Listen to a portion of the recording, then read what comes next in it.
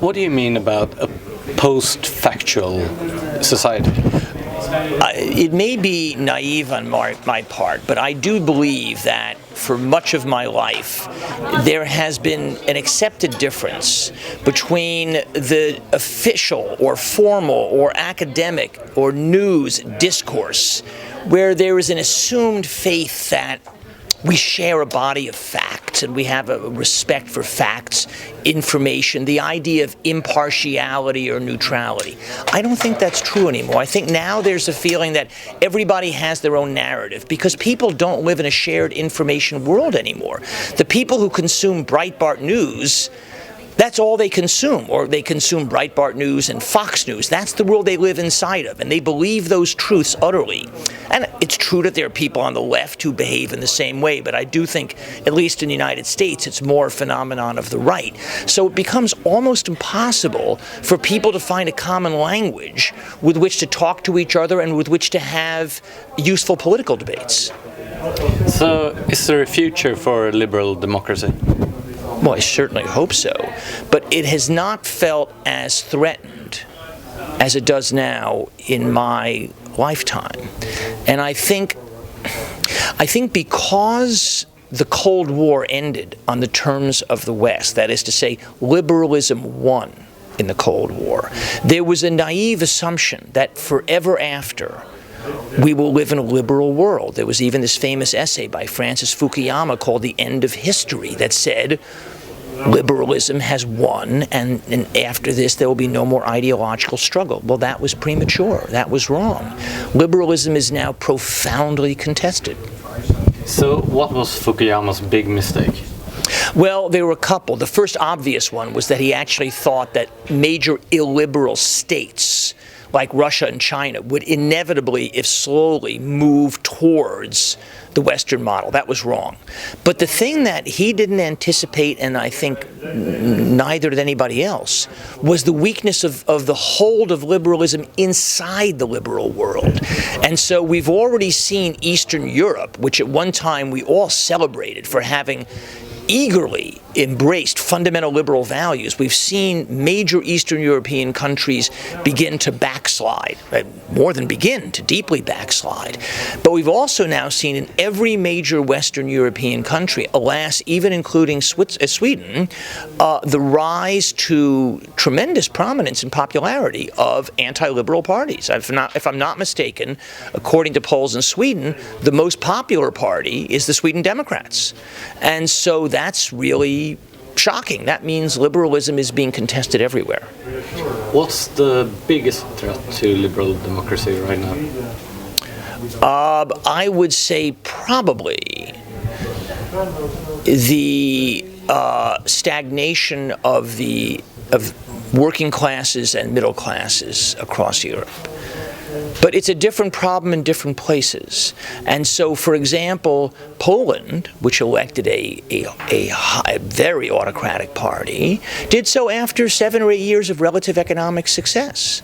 Here in Sweden, the anti-liberal discourse is not about the economy at all.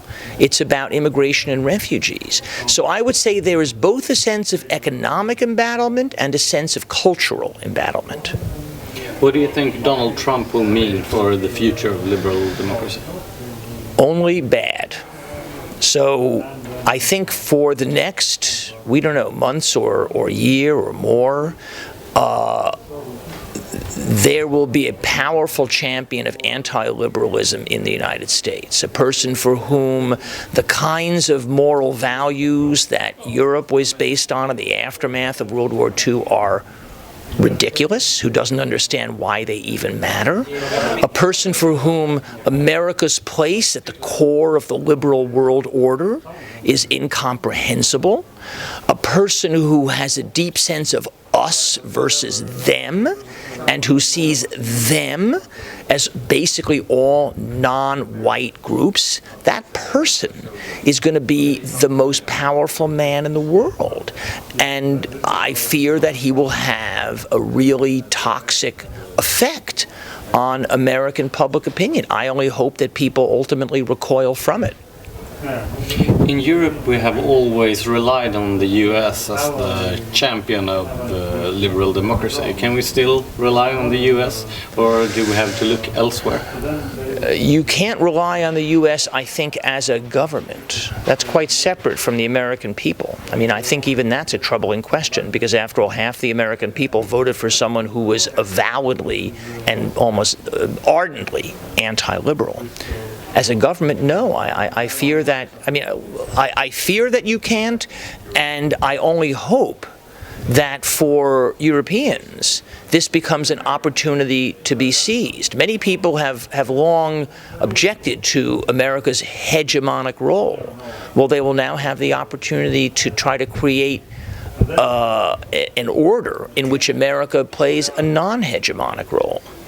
So where are the strongholds for liberal democracy in the world today? Well, here in Sweden, in Germany, in France, I hope.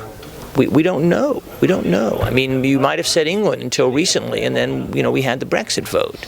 And so what is obvious is that in every country in Europe, there is a deep backlash against some of these trends.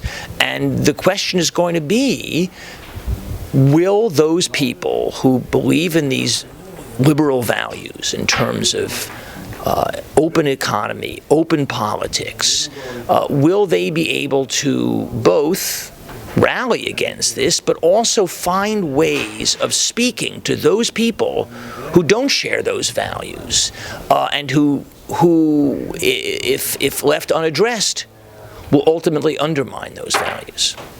Finally, do you think that Donald Trump's presidency will be considered America's all-time low, or do you think it will get worse after him?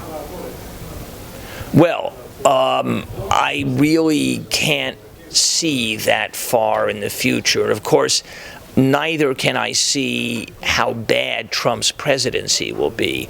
I think the very fact of his being elected is a humiliation for many Americans. For me personally, as an American, it certainly is. And so in my mind, I try to separate the very fact of his being elected, which can't be wished away and really is mortifying, from the question of what kind of president he will be. I think he'll be a very bad president.